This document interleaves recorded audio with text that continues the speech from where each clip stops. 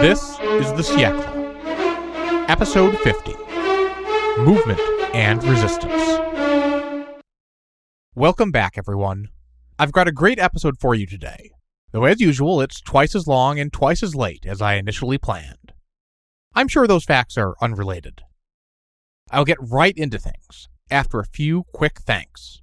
Thank you, Ben, for agreeing to swap promos with me as Battle Royale crosses paths with the Siècle. If you want to hear another take on the reigns of Louis XVIII and Charles X, plus Napoleon, the Sun King, and more, check out Battle Royale. I've linked them in the show notes and at thesiècle.com/episode 50. Thank you especially to the show's supporters on Patreon, who make the Siècle possible. All patrons get access to an ad-free feed of the show.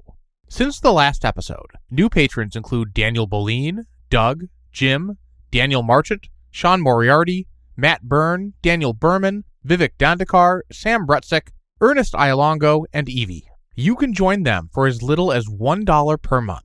Find out how at thesiècle.com/support. Special thanks to Robbie Pointer, the show's returning President of the Council of Ministers, the patron with the highest monthly donation, and to the newest members of the Siècle's Pantheon, Amy Wren and Alexander Smithers, who've each given more than $400 to the show over the years. If you want to support the show but can't commit to a monthly donation, the Siècle also has a page on Ko-Fi, where John B. donated last month. Thank you, John. You can also find the Ko-Fi page at thesiècle.com/support. There's also a link there where you can buy books for me off the show's wish list, as listener John Robinson did. Thank you, John. Finally, as always, I want to thank the show's network, Evergreen Podcasts, and all of you for listening and spreading the word. Reviews and discussions on social media are the best way this show can grow. Now, let's get into the episode. To understand the range of political opinions in the July Monarchy, I find it helpful to look at people's answers to a simple question. What happened in July 1830? For people today, the answer is simple. The July Revolution, in which King Charles X of France was dethroned and replaced with his cousin Louis Philippe. But in the years immediately after the July Revolution, not everyone agreed. Take, for example, the Bourbon Loyalists. In this period, their dedication to the so-called legitimate Bourbon line of kings will give them the name Legitimists. And while Legitimists might well call the July Revolution a revolution, not a term of endearment to these folks, they are more likely to call it something else entirely, a usurpation. This de-emphasizes the role of the Parisian insurrection in the whole affair, and centers the role of Louis Philippe in taking Charles's throne. At the very least, in this mindset, Louis Philippe had committed a vile betrayal in accepting a throne that was not his. Many Legitimists believe the former Duc d'Orléans had gone further and actually orchestrated the whole insurrection. Regardless, for these Legitimists, the July Monarchy's true roots were in one man's treachery, rather than a popular uprising. On the opposite end of the political spectrum were the radical Republicans. Like the Legitimists, they weren't especially fond of Louis Philippe. But where the Legitimists viewed Louis Philippe with hatred and disgust, the radical Republicans tended to view him with dismissive contempt. The uprising of the Three Glorious Days had been, well, glorious, but Louis Philippe wasn't much better than Charles X. All the so-called July Revolution had done, these radicals said, was swap one bourbon for another. Other Republicans admitted that July 1830 had been a revolution, but they termed it une révolution escamotée, a hard-to-translate term that refers to how a magician might make something disappear through sleight of hand. For these Republicans, the real revolution had been stolen, snatched away, leaving the July Monarchy in its place in the hopes that the gullible crowd wouldn't notice the switch. The Legitimists and the radical Republicans were both outside the mainstream of the July Monarchy political world. Both movements had their spokesmen and elected representatives, and were capable of biding their time. But at their core, each fundamentally denied the July Monarchy's legitimacy and sought to overthrow it by whatever means necessary. In contrast were the moderate or constitutional Republicans. Like the radical Republicans, the constitutional Republicans wanted to establish a republic, but they wanted to do so inside the system, through legal means. The plan was something like this: popularize their ideas through the press, run for the Chamber of Deputies, win seats, and pass a law to let poorer people vote, then use this expanded suffrage to win more elections. Repeat until you have a majority in parliament willing to abolish the monarchy. Far-fetched, perhaps, but this movement was determined and proved the most vibrant and popular opposition movement throughout the July Monarchy. These constitutional Republicans saw the July Revolution not so much as a stolen revolution as an incomplete one. Yes, the revolution had not created a republic, yet, but there was still time to bring it about. One step to the right was the so-called dynastic left, of whom Odillon Barrot was the principal leader. These were men who wanted to expand the electoral franchise, secularize the country, and in general do many of the same things the constitutional Republicans wanted. But unlike the Republicans, the dynastic left fundamentally accepted the legitimacy of Louis Philippe as a constitutional monarch. They wanted to reform the July Monarchy in a progressive direction, not overthrow it. For these men, the July Revolution had been a real revolution with a real result, one they liked and wanted to defend, just with a few improvements. At the political center of the July Monarchy was the so-called tiers parti, or third party, politicians who could side with either the conservatives or the progressives, depending on the issue or personalities at stake. I should note that tiers parti is spelled T-I-E-R-S, different from the last name of the politician Adolphe Thiers, T-H-I-E-R-S.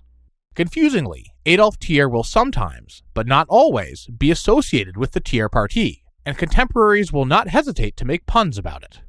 These third-party centrists had disdained the placid conservatism of the July Monarchy's right wing, more on them shortly, but also found the radical programs of the extreme left even more abhorrent. They will sometimes be in opposition, and sometimes in government over the course of the July Monarchy. For the men of the tiers parti, like their primary leader, André Dupin, the July Revolution was both real and a good thing. While Dupin was not a fan of left-wing interpretations of the July Revolution, he also took pains to defend the July Revolution against more conservative Orleanists, who he called quasi-legitimists. These men, as we'll see shortly, downplayed the significance of the July Revolution and its changes. In rebuttal to claims that Louis Philippe was chosen as king because he was the next in line, Dupin will insist that the Duc d'Orléans was chosen because he was the best man for the job, not because he was a Bourbon, but despite the fact that he was a Bourbon. The constitutional Republicans, the dynastic left, and sometimes the tiers parti combined to constitute a broad coalition dubbed the Parti du Mouvement, or Party of Movement. We can think of the Party of Movement as the center-left of the July Monarchy, those who had discontent with the limited political changes of 1830. Opposing the Party of Movement on the center-right was the Parti de la Résistance, or Resistance Party, a loose group of men who were determined to resist further efforts at political reform. Some leading resistance figures acknowledged the July Revolution, but took pains to downplay its radicalism. It was a strictly legal political handover, wrote Duke Victor de Broglie. Charles X had violated his oath and had released us from ours. He had attacked the country by force of arms and had been beaten. More conservative figures in the Party of Resistance went further. Here the key figure is Casimir Perier, the stern banker politician who was elected president of the Chamber of Deputies in August 1830. If Odillon Barrot's account is to be believed, Perier said that the misfortune of this country is that there are many men who imagine that there has been a revolution in France. No, sir, there has been no revolution. There is only a simple change in the person of the head of state. In public comments, Perier took a slightly less bold stance on the July Revolution, which he claimed did not overturn the social order, it affected only the political order. Another leading figure of the resistance, François Guizot, acknowledged that France had had a revolution in July 1830, but minimized its scope. What is the character of that revolution? Guizot said in a speech to the Chamber of Deputies. It has changed a dynasty. It has sought the substitute as near the superseded family as possible, and it is the public instinct that has prompted the country to restrict this change within the narrowest limits. These are the type of comments that André Dupin of the tiers parti was so incensed by. Neither the Party of Movement nor the Party of Resistance were organized political parties in the modern sense. Instead, they were broad factions, alliances of men who shared some common goals. Inside each were an array of smaller committees and societies, sometimes permanent, sometimes ad hoc, that organized electoral campaigns or tried to coordinate strategies in Parliament. But both movement and resistance could splinter on any particular issue, or when prominent leaders within each party had personal conflicts with each other. With all that in our heads, we can understand in a broad sense that the first ministry of the July Monarchy was a unity government not part of any faction. The second ministry, under Jacques Lafitte, was a government of the party of movement. And the third ministry, which we'll meet today, is going to be led by the party of resistance. Jacques Lafitte has been a recurring character on this podcast, and you are probably familiar with the broad strokes of his life. A wealthy banker and a liberal politician who played a leading role in putting Louis-Philippe on the throne after the July Revolution. But he is now finance minister and prime minister of France, and I think it's time to finally sketch out his biography a little more fully. Lafitte was born in 1767 in Gascony, the far southwest corner of France. Unlike many other leading French politicians, Lafitte came from humble origins. His father was a carpenter. But Lafitte was talented and likable from a young age. As a boy, he worked for a local merchant, who was impressed by Lafitte's interest in commerce. In 1787, the 20-year-old Lafitte moved to Paris to apply for a job with Jean-Frédéric Perregaux, the leading banker in the Ancien Régime. It's said that Perregaux turned Lafitte down, only to change his mind when he saw the young man bend down to pick up a single pin off the ground. Anyone so frugal and detail-oriented, Perregaux reasoned, would be a good addition to his financial operation, so he offered him the job on the spot. Among the people who said this story was Lafitte himself, despite the fact that it's completely untrue. Lafitte's boss in Gascony had arranged for Perregaux to hire his young clerk in advance, and Perregaux was wise to take him on. Lafitte was clever, bold, and a trained clerk. This last is worth noting. The banking world in the late 18th century was a much less specialized place than it is today, or was even a few decades later. The young Jacques Lafitte knew how to keep a ledger, calculate currency exchanges, and draw up a balance sheet, and we are told these basic skills instantly elevated him above all his colleagues. Within a few months, Lafitte shot up the ranks inside Perregaux's firm. The older banker, in turn, swiftly adopted Lafitte as a protégé. Under Perregaux's wing, Lafitte quickly began to rise, even as the French Revolution broke out around him. He attended early meetings of the Jacobin Club, where he met and befriended the Duc de Chartres, an aristocrat 6 years younger, who you may recognize better for his given name, Louis-Philippe of Orléans. Both men would later be expelled from the radicalizing Jacobin Club, but Lafitte's politics would remain left of center his entire life, even if he found ways to lend money to the Republic, Empire, and Restoration in succession. In 1806, Perregaux's old partner died, and Lafitte was appointed to take his place with a 25% share in the bank. 2 years later, Perregaux himself died, and Lafitte struck a deal with Perregaux's 2 children to reorganize the bank into a new company named Perregaux, Lafitte & Company, which Lafitte managed and owned 50% of, while Perregaux's son and daughter had 25% each. 10 years after that, the company was reorganized again, with a new name that made it official who was in charge: Lafitte & Company. One of Lafitte's signature traits as a financier was an appetite for big, brash bets. In early 1814, for example, as Napoleon and the invading Allied armies battled across France, Lafitte noticed that British pounds were undervalued in France because the war and blockade curtailed trade. Correctly convinced the war was about to end, Lafitte bought 400,000 pounds at a discount and waited. As the Allied armies drew closer to Paris, and other people realized the end was near, there was a sudden panicked demand for British currency, and Lafitte had effectively cornered the market. Having bought at a discount, he now sold at a markup, making a new fortune in a single day. Lafitte also provided financing for business investments, as the Industrial Revolution first began to stir in France. In these early days, business loans were seen as highly risky, a risk Lafitte was willing to take, especially since he could get away with charging a high fee for his risks. But Lafitte's other signature trait was a willingness to make himself useful to powerful men. Much of Lafitte's success was tied up in his deals with rulers and governments. During the 100 Days, he sold bonds for Napoleon, and when the emperor fled after Waterloo, he first deposited 3 million francs with Lafitte.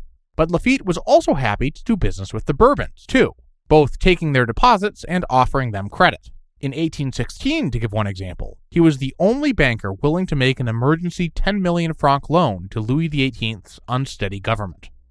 Even after he became rich and powerful, Laffitte remained proud of his humble origins and adopted a kind of performative frugality. I had no need for the dancers of the opera, nor for high-stakes gambling, nor for sumptuous carriages, he wrote. I visited every government minister in a hired cab. But Laffitte was as eager to turn his money into social standing as any other nouveau riche. His crowning triumph came in 1828, when Laffitte married his daughter Albine to Napoleon Joseph Ney, son of Marshal Michel Ney and holder of the imperial title Prince of the Moskva. The son of a carpenter was now the father of a princess.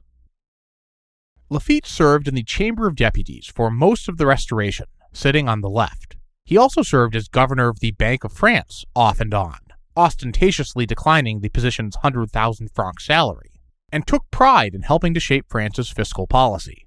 Most notably, despite being a leader of the opposition, Laffitte broke with the left in 1824 to support Joseph de Villèle's attempt to cut the interest rates on French bonds. This wasn't because Laffitte was a big fan of compensating French émigrés for their losses during the Revolution, the cause Villèle wanted to use the freed-up money for. Rather, Laffitte recognized that France's over-generous bond payments were driving up interest rates for commercial loans, where the market rate could be as low as 3.5%. If investors could earn 5% returns simply by parking their money in government bonds, why would they lend to an industrialist for any less? But as I covered in episode 25, Villèle's bond conversion failed, despite Laffitte's support, rejected by a chamber of peers packed with bondholders who weren't keen to slash their own incomes for the sake of the émigrés. This temporary alliance with Villèle was an exception, of course. Laffitte was not only a vocal opposition deputy for most of the Restoration, he also seems to have been involved in the kind of plots and conspiracies that the French left spent much of the 1820s enmeshed in. In 1820, Laffitte seems to have bankrolled massive street protests against the law of the double vote, protests that, as I covered in episode 15, came close to open revolution. In 1823, some sources claim Laffitte was active in a planned coup, in which his money would bribe several regiments to defect. This alleged conspiracy fell apart when their replacement king, Louis-Philippe, the Duc d'Orléans, declined to participate. The time for grand speculation has not come for me, the Duke supposedly said. But for Jacques Laffitte, it was always time for grand speculation. And as we saw, in July 1830, he saw his moment and struck. This time, he managed, with much effort, to persuade his old friend from the Jacobin Club to say yes. Once again, Jacques Laffitte had bet big and won. In November of 1830, King Louis-Philippe turned to the 63-year-old Laffitte to form a new government as prime minister. This was not an easy assignment. After just 1 month on the job, Laffitte had to deal with the trial of Charles X's ministers, as I covered in episode 49. This crisis could have brought down the regime. It did bring down General Lafayette, France's most prominent left-wing leader. He was forced out of his job as commander of the French National Guard the moment the dust settled. But Laffitte, who had tried to keep Lafayette from resigning, was still in charge. In charge, perhaps, but Laffitte was in a precarious position. It was increasingly clear that a majority of the Chamber of Deputies was of a conservative resistance bent.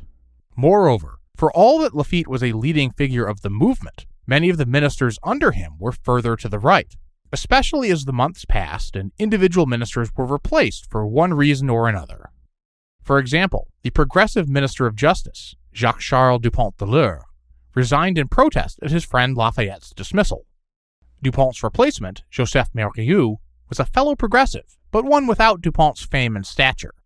On the other side, the new Minister of the Marine was the Comte d'Argout, a conservative. The new Minister of War was Marshal Jean de Dieu Soult, a famed Napoleonic commander. Soult wasn't dogmatic in his politics, but he did believe firmly in discipline and order, which historian Hugh Collingham notes wryly that Soult imposed with an efficiency he had not always shown on the battlefield.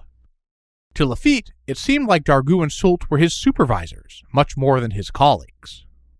The most important movement figures in the government weren't ministers, but prefects. Odillon Barrot as prefect of the Seine, the department that included Paris, and the newspaper editor turned revolutionary Jacques Baud as prefect of police. These two men ostensibly reported to the more conservative Comte de Montalivet at the Interior Ministry, but they often ignored or even countermanded Montalivet's orders. The more conservative figures inside Laffitte's ministry wanted to deal with disorder on the streets with a firm hand. Bans, investigations, criminal charges, and shows of force aimed at anyone fomenting dissent or conspiracy. Barrot and Baud, in contrast, while not radicals themselves, sympathized with people turning out onto the streets to demand political rights. Where the resistance looked at street protests and saw the specter of the Reign of Terror, Barrot believed the French people were benevolent liberals at heart. Now you may be wondering, if Parliament was dominated by the resistance, and Laffitte was part of the movement, then why was he prime minister? The answer is not simply because the king had appointed him. All these men had lived through the political crisis of 1830, sparked by a king's attempt to keep a prime minister that Parliament didn't support. From Louis-Philippe on down, everyone in the July Monarchy's political establishment was determined to not repeat that blunder. No, Laffitte was still prime minister because Parliament was supporting him, despite disagreeing with many of his policies. All these resistance deputies thought that in the aftermath of the revolution, they had no choice but to accommodate the demands of the crowds, or at the very least, to not overtly antagonize the crowds. Laffitte had connections with left-wing leaders, and was popular among the ordinary working Parisians who were liable to start throwing up barricades if things went south. Keeping him as prime minister, many conservatives thought, was a way to appease these potentially revolutionary factions and prevent future disorders. Everyone knew that in 1789, the storming of the Bastille had been sparked by King Louis XVI firing his popular finance minister, Jacques Necker. The resistance deputies did not want the firing of finance minister Jacques Laffitte to spark a similar uprising. So Laffitte endured with the reluctant support of Parliament. He became prime minister in November 1830, and almost immediately was faced with the crisis of the trial of ministers that I covered in episode 49. As we saw, that crisis concluded without a shot fired or a barricade raised, and with the reliability of the National Guard reinforced. On December 30th, the Journal de Débat newspaper declared that the revolution had finally ended. As it happened, this victory had not meant an end to the unrest in the streets of Paris, but lots of people thought it had at the time, or at least hoped it had. And so, while law and order will end up being the defining issue of Jacques Laffitte's ministry, he spent much of his time in power trying to pass laws to fulfill the promises of the July Revolution. In some cases, those promises were literal. In episode 47, I discussed Article 69 of the Revised Charter of Government, a tacked-on article at the end, which promised that new laws would be swiftly passed on 9 different topics, including reorganizing the French National Guard, setting up some form of local government, and reforming national elections. France's new regime generally took these promises seriously, and action was taken on many of them while Laffitte was prime minister. For example, under Laffitte, France passed a new law organizing the French National Guard. I talked about that bill briefly in episode 49, because its provision, barring one man from overseeing the entire country's National Guard, was the weapon conservatives used to maneuver Lafayette out of power. But this was a real law that did lots of other things, besides serve as a political cudgel. The National Guard had been dissolved for years, and had to be reconstituted for a new regime. The new law set out who could be an active member of the Guard, put them under the civilian authority of mayors and prefects, and forbade Guard units from debating public policy, it being seen as dangerous for military units to take official positions on political issues. The law also carefully tried to delicately back away from the open-door policy the National Guards had had immediately after the July Revolution. In theory, all French men between 20 and 60 were members of the National Guard, but the law shunted most of these men into the reserves. The active National Guard required people with the time to spend on drills and the money to equip themselves. As a result, there were about 3.5 million eligible active guardsmen, about 20 times larger than the 166,000 or so eligible voters, but 1/3 the size of the roughly 10 million adult French men. That said, the clause barring an overall commander of the French National Guard was never anything more than simple politics. After Lafayette resigned, his immediate replacement was the liberal but considerably less radical General Georges Mouton, Comte de Lobau. Once Mouton was in charge, the lawmakers thought things over and decided that, actually, it was perfectly okay for one man to command the entire French National Guard. They repealed the ban. Laffitte's ministry also took the lead in perhaps the most important post-revolutionary reform, the new electoral law I discussed in episode 47. This law loosened the requirements to vote and hold office from what they had been under the Restoration, but only by a little. Voters had to be 25 years old instead of 30, for example, and they had to pay 200 francs in direct taxes instead of 300 francs. The July Monarchy also created a relatively small group of exceptions, men who didn't meet the wealth requirements but were granted the vote by virtue of other achievements, such as being members of the Institute of France, the National Scientific Society. The overall electorate more than doubled, from about 1% of adult males in the Restoration to perhaps 2.5% in the July Monarchy. I mention this only briefly because while Laffitte's government introduced this law, it wasn't passed until after he left office. But Laffitte's government did successfully pass another important electoral law, one governing local elections. This was also one of the Article 69 promises, and it had the potential to be thorny. Anything dealing with voting rights was inherently high stakes, of course. But you might remember from episode 33 that a local government bill had been the issue that undid the Martignac ministry back in 1829. As we'll see, radicals dismissed the 1831 local government law as too timid, and conservatives thought it went too far. The Laffitte ministry in microcosm. In essence, the law set up elected local governments, replacing the Restoration system of royally appointed local governments.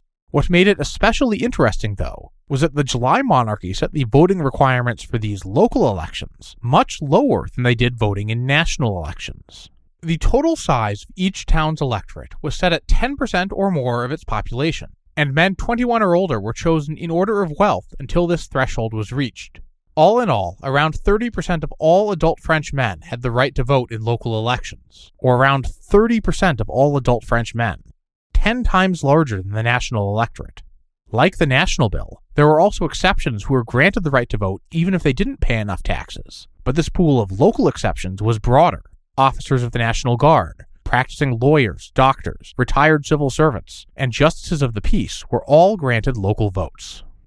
The contemporary socialist historian Louis Blanc sneered that this somewhat expanded electoral system was an assembly of notables elected by another assembly of notables, nothing more than little bourgeois oligarchies. But conservatives thought it went too far, or at least farther than they preferred. Montalivet said it went beyond even the most stringent demands, and that it establishes, or nearly establishes, universal suffrage. Another conservative said he supported it only with some hesitation, and that he and others were already contemplating having to strip away this expanded local franchise, should the outcome fail to meet our expectations.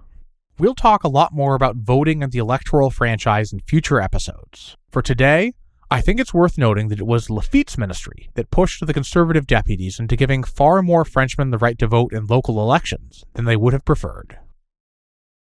Another major Laffitte policy, not one of the Article 69 promises, concerned religious affairs. As we've seen, especially in episode 27, the Bourbon Restoration had openly supported the Catholic Church, while granting legal freedom of religion to members of all faiths. As a compromise, the 1814 Charter had also agreed that Protestant ministers would also receive legal recognition and have their salaries paid by the state. Quote, "The ministers of the Catholic, Apostolic, and Roman religion, and those of the other Christian sects alone, receive stipends from the royal treasury."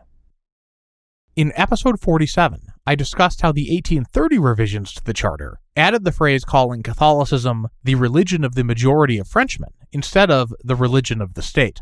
But that article of the Charter received another change I didn't mention. In the clause saying that the state would pay the salaries of leaders of the other Christian sects alone, the word alone was struck. This wasn't an accident. It came following a request from leaders of France's Jewish community. The 1789 French Revolution had led to the abolition of most of France's old anti-Jewish laws. But the revolutionaries had only emancipated Jews as individuals. Jewish religious communities were treated differently from those of Catholics and even Protestants, which many French Jews saw as evidence that they were second-class citizens who still had to achieve full emancipation. Special quasi-governmental groups of Jews, called consistories, oversaw public affairs of local Jewish communities, including collecting taxes just from the Jewish community to pay rabbis and cantors. Now, with the more liberal July Monarchy in power, many Jewish leaders saw an opportunity to change this. Eliminating the word "only" from the charter opened the door to taxpayer funding for Jewish rabbis, but it didn't implement it. Louis Philippe, shortly before becoming king, had met with Jewish leaders and pledged his support. "I promise you a special law that will do justice to your just claim." That task fell to the Lafitte ministry. The bill to pay rabbinical salaries was introduced on November 13th, just over a week after Lafitte took office. It faced spirited opposition, especially in the Chamber of Peers, where Lafitte's Minister of Public Instruction and Religion felt compelled to defend the bill at length, extolling the Jewish genius and invoking the famous Jewish philosophers Philo, Maimonides, and Mendelssohn. With this forceful government backing, the law passed 89 to 57, and Louis Philippe gave it royal assent on February 8, 1831. Contemporary Jewish leaders described this law as a great event in Jewish history. One Jewish writer called Louis Philippe the first constitutional king of France, when tolerance became a truth, while the chief rabbi of Metz said the law was the greatest act of justice in favor of the Jews since the destruction of the Second Temple.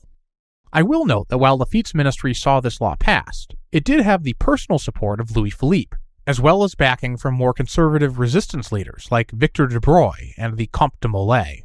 So another ministry might very well have passed this law. But then again, maybe not. Lafitte was the one who got it done.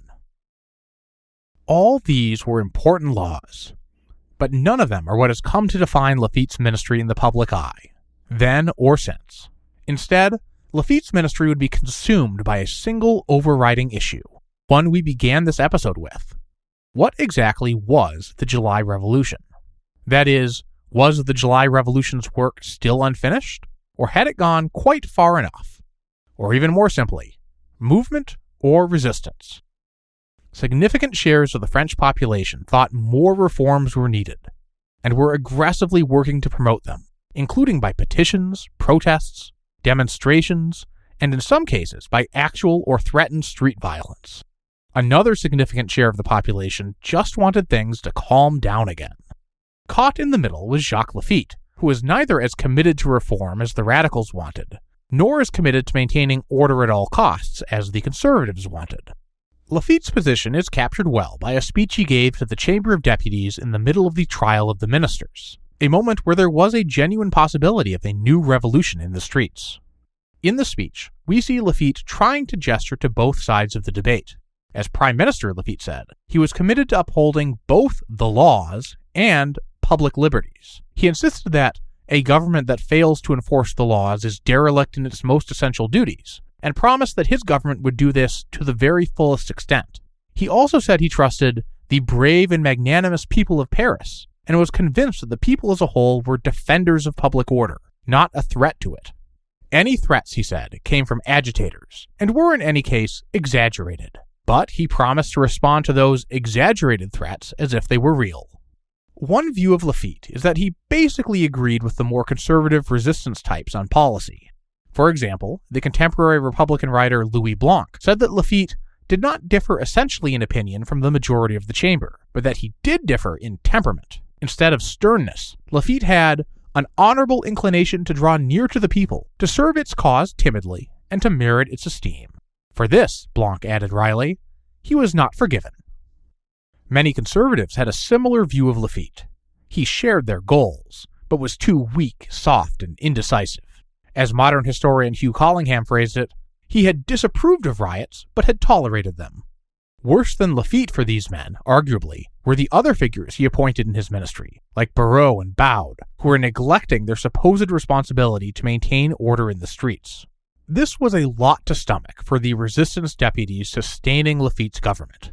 After all, no one likes appeasement. It's something you do if you think you have no other choice. In the heady months after the July Revolution, many resistance deputies thought they had no other choice than to tolerate a movement figure like Lafitte. But as the July Monarchy slowly stabilized, these conservatives became less willing to endure concessions. In December 1830, they purged Lafayette after concluding he was no longer indispensable. How much longer would Jacques Lafitte survive? All this brings us to February 1831, the second great showdown on the streets of Laffitte's premiership. But this particular confrontation will play out very differently than the trial of the ministers in December 1830. Our action unfolds on February 14th. For modern Americans, February 14th is notable primarily as Valentine's Day.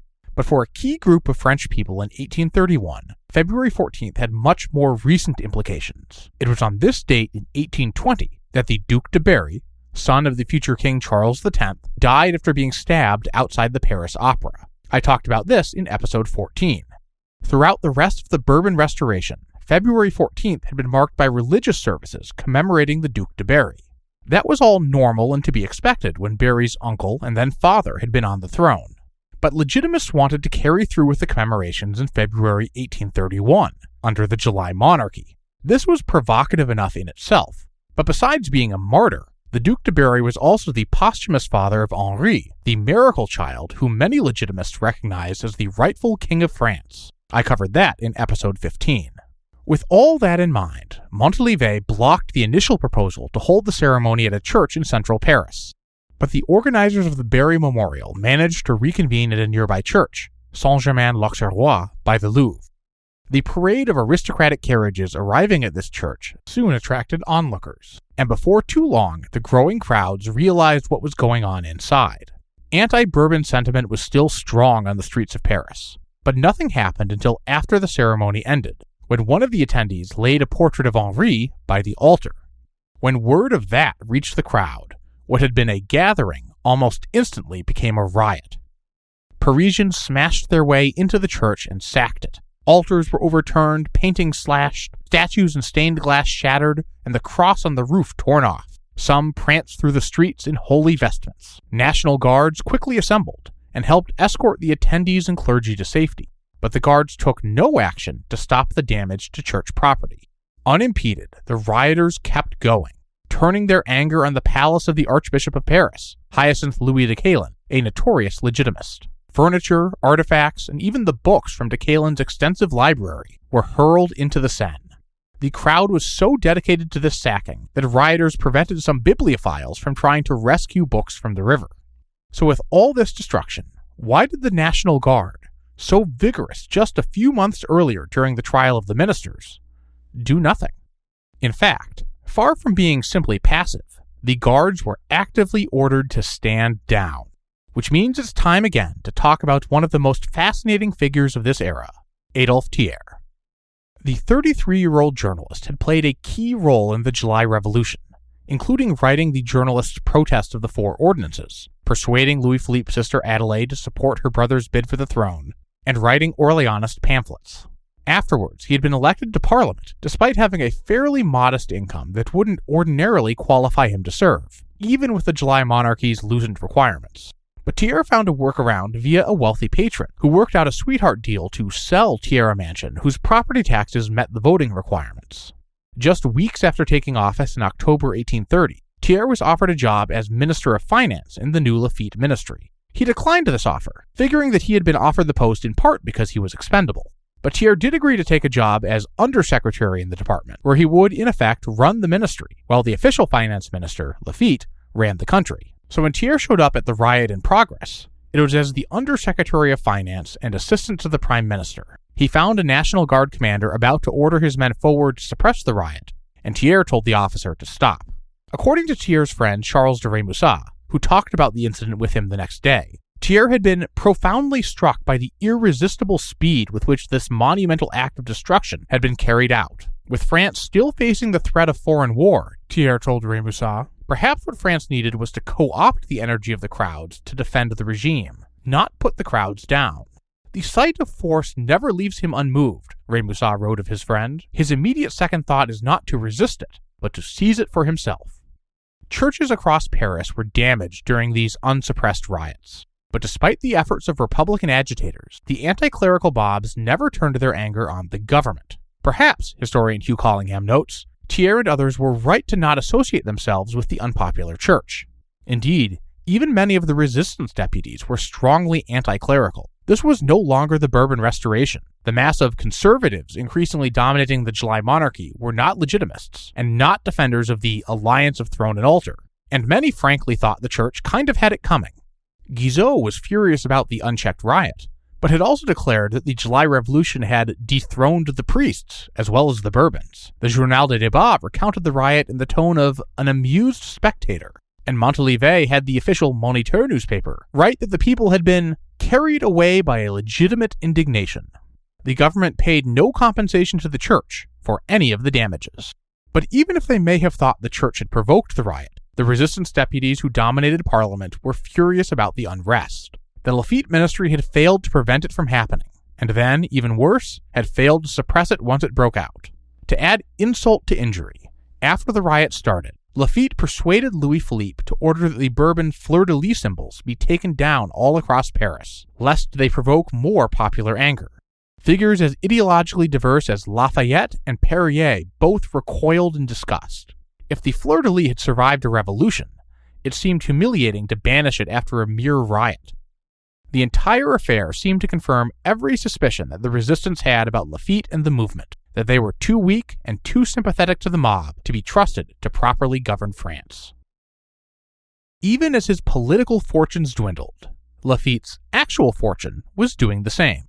Because the thing about big bets is that while sometimes you win big, sometimes you lose big, and for several years, Laffitte and company had been losing. It wasn't one bad bet, but a whole series of calamities all at once that brought down the man who had once been among the richest in France. Laffitte was heavily invested in Paris real estate during the 1820s, when the city was expanding rapidly, but this turned out to be a housing bubble that burst in 1825, causing widespread losses. In 1825, France coerced its former colony of Haiti into paying 150 million francs in reparations, in return for France recognizing its independence. Haiti did not have that money, so it paid the reparations by taking out a loan from French banks, the Laffitte Bank first among them. But as I recounted in episode 36, Haiti defaulted almost immediately on that loan after just a single payment. The financial panic of 1825, followed by the widespread recession of the late 1820s, further battered business interests in France. I talked about this in episode 35. In 1818, Laffitte had purchased for his own use a 17th century chateau for more than 1 million francs. 4 years later, he bought for 850,000 francs the spacious Parisian townhome on the Rue d'Artois, from which he would coordinate the deputies' response to the July Revolution. And in 1826, Laffitte bought the forest of Breteuil for 5 million francs. The castle and forest both featured deferred payments that came due in the late 1820s, right as everything else was hitting his finances. On top of all that, the chaos of the July Revolution upended the French economy, a sharp, final blow to Laffitte's tottering finances. Out of gratitude to Laffitte, and to avoid the embarrassment of a bankruptcy, Louis-Philippe had given Laffitte a bailout after coming to power. He agreed to buy the forest of Breteuil from him at the inflated price of 10 million francs, twice what Laffitte had paid for it. This cash infusion helped stabilize Laffitte's bank, but only insofar as it enabled affairs to be wound down in an orderly fashion, rather than a panicked collapse. On January 29, 1831, the bank owned by the French Prime Minister went into liquidation. Because he was preoccupied with affairs of state, Laffitte wasn't able to tend to even this catastrophe himself. His nephew was put in charge of the bankruptcy. As he struggled to save his ministry, Parisian jokesters referred to Laffitte as Jacques Lafayette, Jacques the Bankrupt. After the February riots, the debate among the resistance deputies was not so much whether to bring down Laffitte, but when.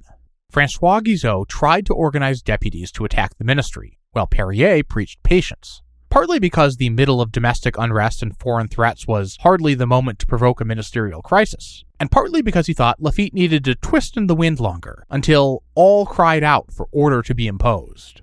Laffitte survived this crisis, but Odillon Barrot was forced to resign as prefect of the Seine for his failure to maintain order. No formal vote of no confidence had taken place, but it was clear to all observers that Jacques Laffitte no longer had support from a majority of the Chamber of Deputies. Either Laffitte or the Chamber needed to go.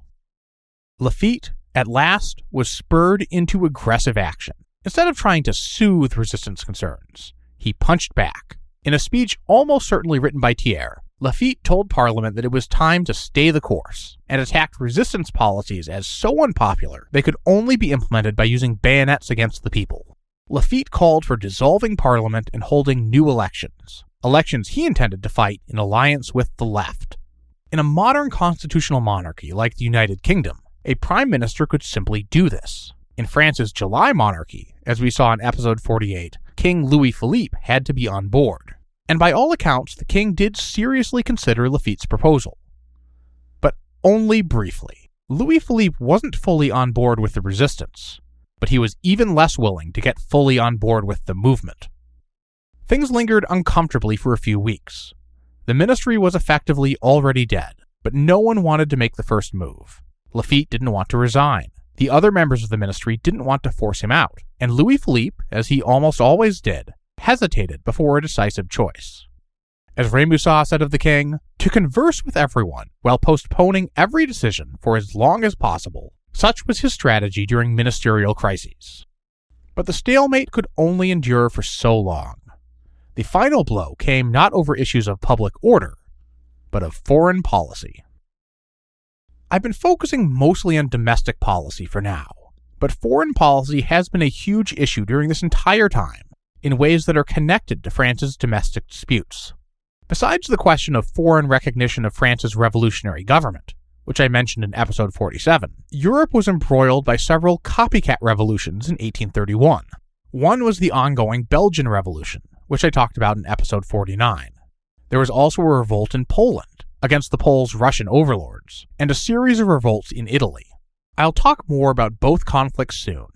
But for now, the important thing to know is that Europe's reactionary powers were trying to suppress the Polish and Italian revolts, and France was debating whether to let them. In general, the movement was supportive of an aggressive foreign policy, especially one in support of foreign revolution. People like Lafayette thought France should stand up for liberty, even if that meant risking war with Russia or Austria. In contrast, the resistance was much more skeptical of foreign intervention. Its leaders were not necessarily peace-at-any-cost types, but they definitely didn't want to risk war standing up for rebels in some other country. Crucially for Lafitte, on the question of foreign policy, King Louis Philippe was firmly in the anti-war camp. Lafitte himself wasn't especially concerned with foreign policy, and mostly let Louis Philippe do what he wanted with foreign rulers, an arrangement that the king liked just fine. But in the spring of 1831, France's ambassador to Austria sent a letter to Louis Philippe asking for permission to warn the Austrians against invading the small Duchy of Modena to suppress the rebels there. Louis Philippe and his foreign minister, Horace Sebastiani, declined to do so. While they didn't necessarily want Austria to expand her influence over Italy, neither Louis Philippe nor Sebastiani were prepared to start a great power war over an insignificant country like Modena. But crucially, the two men also decided not to tell Lafitte about the note. If Lafitte knew about the note, he might be tempted to leak it to the press, throwing fuel on the fires of war that were simmering on the streets of Paris. Their precautions were for naught, though. Lafitte found out about the note anyway. Armed with the ambassador's request, Lafitte convened a cabinet meeting and demanded that France issue the ultimatum to Austria. There was a vigorous debate, and Lafitte lost. Louis Philippe and most of the cabinet refused to support such an aggressive move. In response, Lafitte offered his resignation on March 12, 1831, and Louis Philippe accepted it. Where historians differ is how we should interpret this showdown over the Modena ultimatum.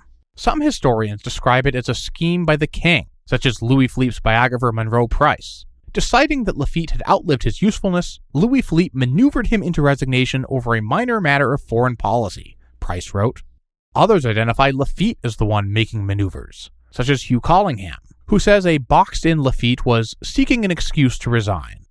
Rather than resigning because he'd lost the support of Parliament, in other words, Lafitte could claim the moral high ground and resign over royal usurpation of ministerial authority. You can't fire me, I quit.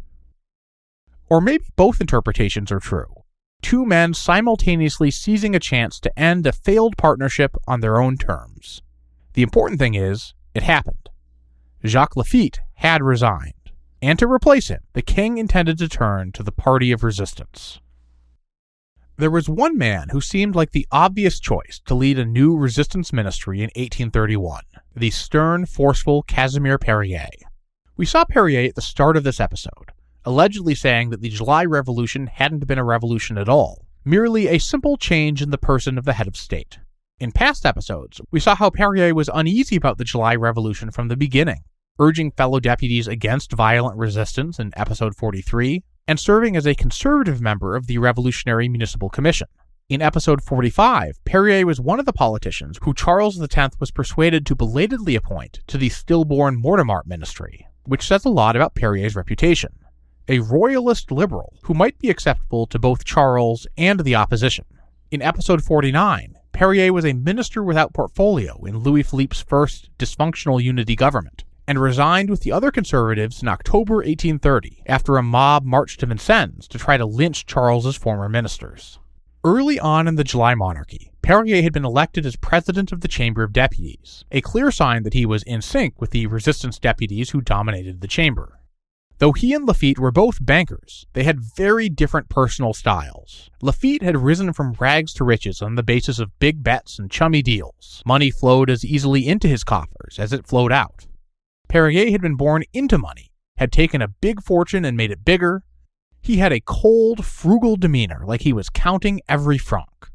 As Louis Blanc put it, he took immense pride in doing little things. But Perrier wasn't sure if he wanted to do a big thing, become France's prime minister. When the king sounded him out, Perrier complained about being asked to be the king's hatchet man. Now that it cannot be done without dirtying one's hands, you want me to take it up. He also felt a fatalistic certainty that the job would kill him, saying, "I will leave the ministry feet first." For his part, Louis Philippe had some doubts about Perrier too. Under the easygoing Laffitte, the king had been able to take a leading political role, especially in foreign policy. But Perrier, the lover of little things, was not going to be so lax. If he was going to be prime minister, he insisted that he would run the whole government. This was a bitter pill for such a politically involved king to swallow. And frankly, Louis Philippe didn't get along well with Perrier personally, saying Perrier was impressive, but had a narrow mind, with the soul of a banker, weighed down to earth like an iron chest. In the end, though, the force of events was enough to get past both men's misgivings. Perrier sincerely believed the spirit of revolution needed to be exterminated in France, and he browbeat Louis Philippe into accepting his terms. Then he took office as Interior Minister and Prime Minister, and immediately got to work. His first task was firing a lot of people. France was in a mess because of weak or radical public servants, he thought, and Perrier meant to purge them in favor of good conservatives. Any vestiges of a post-revolutionary unity government were now gone, as movement officials were pushed out of jobs as sub-prefects, mayors, military commanders, and more. Perrier's administration would be an arm of the resistance party. Perrier took this work personally, declaring in a cabinet meeting, "Let us go and fight these scoundrels," and doubled down when the more liberal-minded Duke Victor de Broglie suggested that perhaps it was fairer to call the French left adversaries. And if this is how Perrier thinks of Orleanist elites, you can imagine how he's going to respond to protesters or rioters. But that will have to wait for another day. Casimir Perrier's ministry is going to be extremely significant, and include some of the most famous events of the July Monarchy. He'll get his due, and then some. Instead, let's close by returning to Jacques Laffitte. After resigning as prime minister, Laffitte spent some time rebuilding his shattered business. This took many years, but by 1837 he was back with a new bank that tried to democratize credit by offering loans to poorer Frenchmen. Laffitte also remained in politics, and he didn't merely go into the opposition. Laffitte abandoned the cautious moderation of his actual ministry and swung hard to the left. Regretting his considerable role in creating the July Monarchy, Laffitte would team up with Lafayette to be standard-bearers of constitutional republicanism. Next time, we're going to put one more piece onto the board before diving into the momentous Perrier ministry. Because though Casimir Perrier has vanquished Jacques Laffitte to take over as Louis Philippe's chief minister, he's got other rivals for the king's ear. And these particular scoundrels are already in the palace. Join me for episode 51, The House of Orleans.